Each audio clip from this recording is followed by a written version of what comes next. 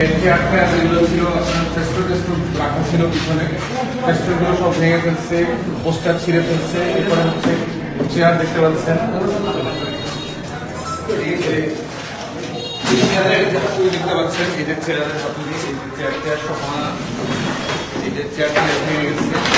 সেখানে আমাদের নেতাকর্মীরা বসা ছিল, তাদেরকে হুমকি দিচ্ছে এবং কালকে ভোট কেন্দ্রে কিভাবে কিভাবে থাকবো সেগুলো তারা আমাদেরকে যাচ্ছে তাই গালাগালি করে দিয়ে গেছে।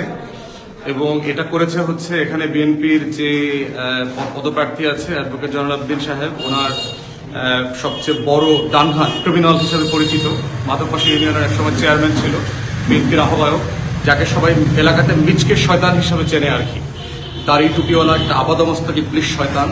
সেই শয়তানের নেতৃত্বে এখানে 10-15টা মোটরসাইকেল নিয়ে আসছে, তারা এখানে গাড়ি রেখে তারপরে হচ্ছে এই কাজগুলো করেছে।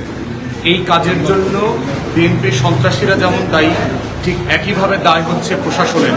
আমার এসপি, আমার ডিসি, রেঞ্জের কমিশনার, বিএনপি কমিশনার, ওনাদের সবার সঙ্গে গত কয়েকদিন থেকে আমি টানা কথা বলেছি। সেনাবাহিনী, যৌথ বাহিনী, র্যাব, আইনশৃঙ্খলা বাহিনী, ইউনো, প্রশাসনের প্রত্যেকটা ইউনিটে আমরা কথা বলেছি। কথা বলে যেটা দেখলাম যে ন্যূনতম অ্যাকশন নেওয়ার যে আগ্রহ এই ক্রিমিনালদের ব্যাপারে, তাদের মধ্যে কোনো আগ্রহ আমরা দেখি নাই।